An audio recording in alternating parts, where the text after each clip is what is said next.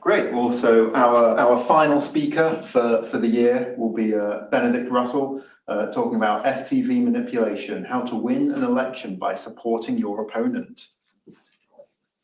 Thanks. Yes, so today we'll be looking at STV elections and how you can manipulate them. I'll just say two things. This is work I did in my undergrad, and it was a few years ago, in case I forget anything. Okay, so let's just do a quick overview of what we're going to look at. So voting systems, we're going to look at how they work, the differences across the world, and any landmark theorems in the voting systems mathematical space. We'll be looking at STV specifically and an algorithm which is used to manipulate this election type.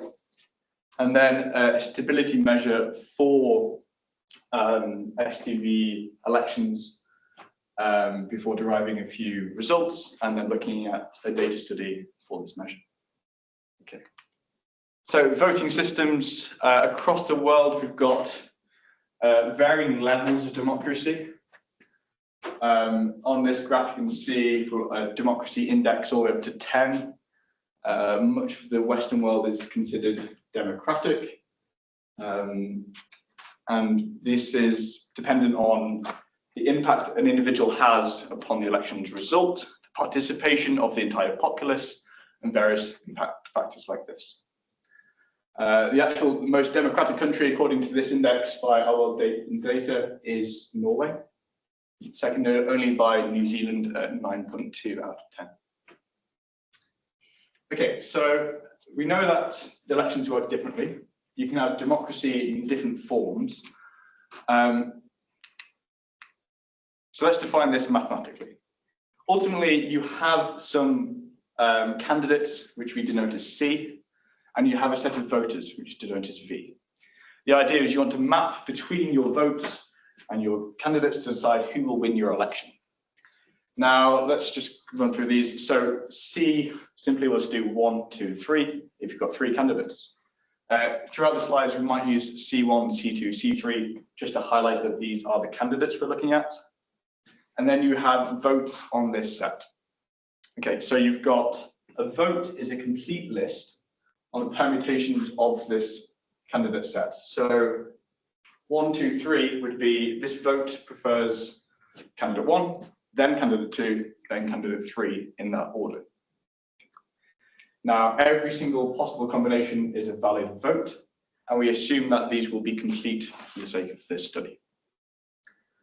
Okay, so if you've got M voters, these are going to be M samples from our voting space, and this will create the entire space of your voting populace.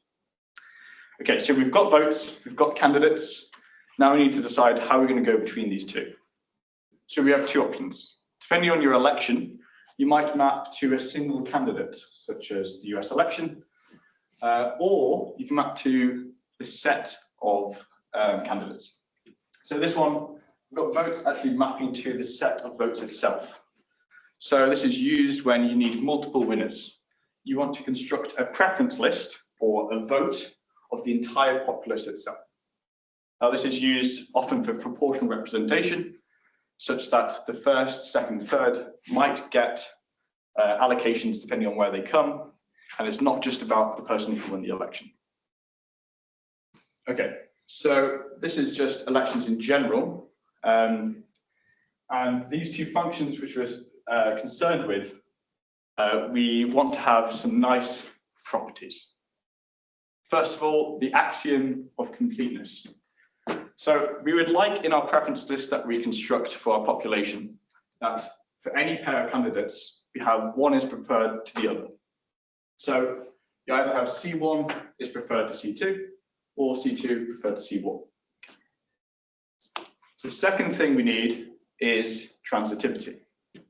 Now this is the assumption that if the populace prefers C1 to 2 and C2 to 3, then the populace should prefer C1 to C3. Okay. Now the issue with these 2 axioms is that it breaks for just 3 voters. So to show this, we're going to take the majority voting rule. So we'll construct an election. We've got 3 voters. Voter 1 prefers C1 the most, C2, and then C3.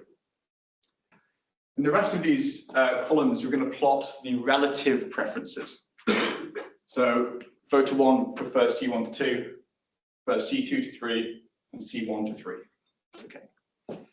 Now, the majority rule defines, well, let's take the majority preference for each of these and construct our list likewise.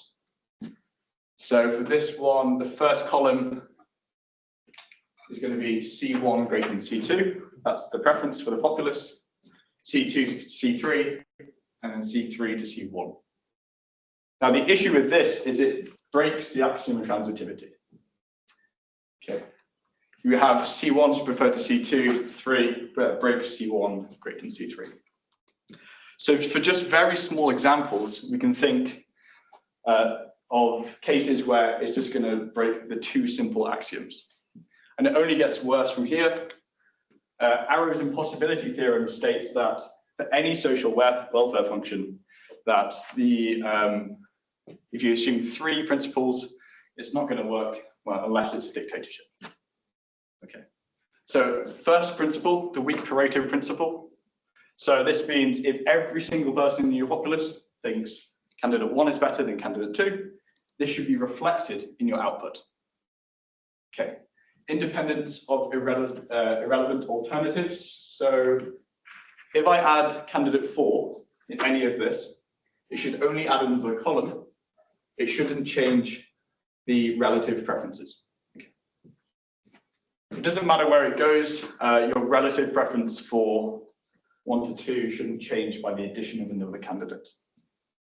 And then the last one, of course, non-dictatorship. This is slightly different to a normal dictatorship in that it's just a random person's vote is the only vote that matters. So let's choose Josh, and whoever you think should be president will be president. That would be considered a fair election. Okay. And then 50 years later, Gibbard and Satterthwaite take this a bit further and say, actually, anytime it's not a dictatorship, then you can manipulate the election. You can deceive, you can lie about your vote in order to achieve a goal that you want to be the outcome. In part of our work, we extended this arrows to social choice functions. So it doesn't have to be just a list, it could be a single candidate, and it's still going to fail. Right, so we've looked at elections in general. Let's focus on STV. So this works by taking your votes and seeing who's going to win, or seeing which candidate has the least first choice votes. This person gets removed, and then you repeat the process over and over again until you get a complete list of people being removed one after another. Okay, this system is used in various places across Europe. Closer to home, we've got it in Scotland, used in local elections, and in Ireland. Yes, so in a recent study showed that in Scotland, 40 out of 1,000 local elections showed monotonic behaviour. Now, what this really means is that a candidate could have done better by getting less votes, and a candidate could have done worse by getting more votes. Now, this is clearly a problem. If you know the information about an election, then perhaps you could support your opponent and do better yourself. Okay. The reason why STV allows this is because of the iterative nature where people's votes change across as people get eliminated. So in the example we looked at just before, as soon as C3 gets eliminated, C1 has an extra voter. Okay, so let's discuss this manipulation algorithm. First, we need a few bits of notation. So we're going to restrict the set of votes to ones where C star is the last candidate. Now, in your social welfare function, because it maps to the set of votes, we consider this as our output for the STV. You'll note that the output will do 1 by 1. So your winning candidate is at the end, whereas in your votes, your preferred candidate is at the start. Okay, so we've got all of the preference lists for the population where C star is at the end. Okay, then we define I-isomorphic orders.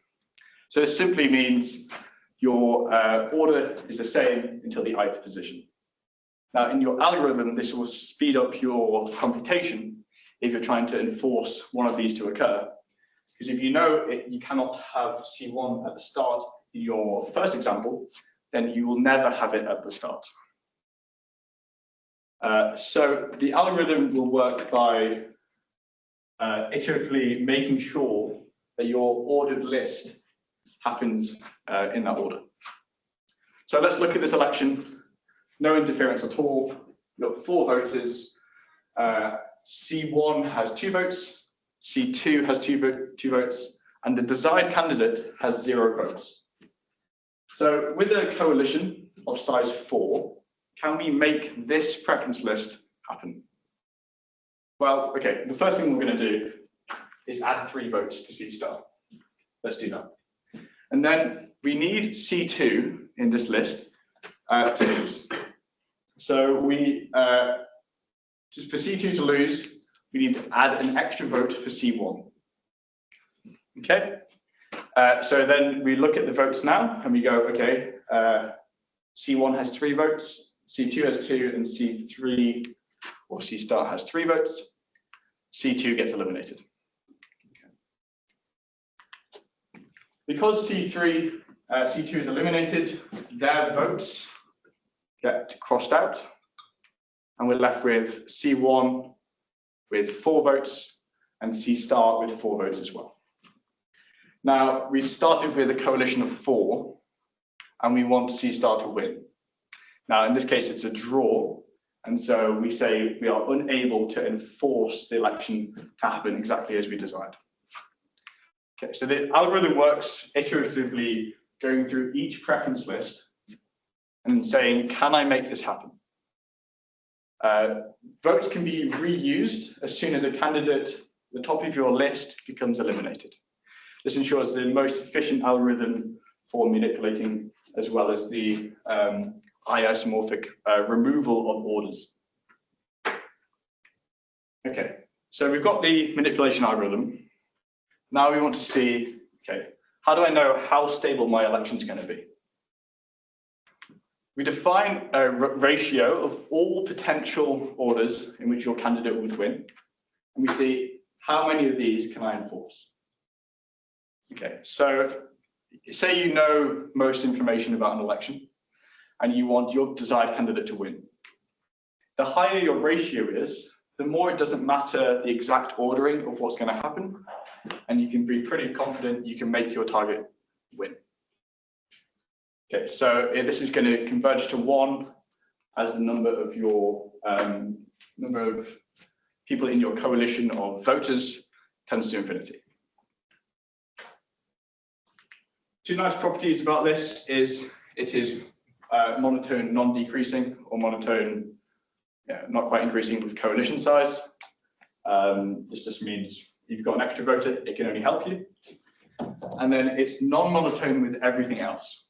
So voters, extra voters in the system may help you, and they may make your life worse. At the same time, candidates in the system may help you, but they may make everything a lot harder if everyone else suddenly prefers them to you. Okay. So let's see how these properties behave for large-scale elections. So we generate some data. This one is done with some normal distribution with some quite high variance. You can consider this to be a political compass, perhaps in favor of Brexit on the bottom and likes bananas on the y-axis. We randomly put our candidates across here, and then get the Euclidean distance from your candidates to each voter. If you iterate through this, you'll get the complete preference list for every single person you generated. Okay, so how does the ratio change as we scale different sizes? So we said, as we increase the coalition size, it's going to converge to 1. So it's 10 different elections where you've got 5 candidates and 10,000 voters. So you can see pretty close to the start, we do get some behavior where you can manipulate your election. So as close as 30% of your voting populace, you can manipulate the outcome for your candidate to win. Close to around 1.5 times, you can manipulate every single order to happen. Which is unsurprising, you've got a huge majority of your population who you control's votes. Okay. Next up, we've got how the number of votes changes. So you're fixing the number of candidates, and we're taking 60% of the voters to be under your coalition, your control. You do 60% of this plus your independent voters, gives you about 38%, similar to the number of people who voted for Labour in the most recent election. If you can inform these people how to vote, then even as the number of voters increase, your manipulative ratio stays positive, meaning you can always find an order where you can ensure your candidate wins. There's some stochasticity, so it generally is decreasing, but you can see for this grey one, as the number of votes increases, they can help your ratio get a lot better. Okay, just to conclude what we've done in this research, we extended arrows to social choice functions. That's mapping to a single candidate. We improved the efficiency of an algorithm by introducing orders which are isomorphic up to the ith position. And then we developed a manipulation ratio and added some monotonicity guarantees and looked at a data study to look at how large elections perform with this ratio.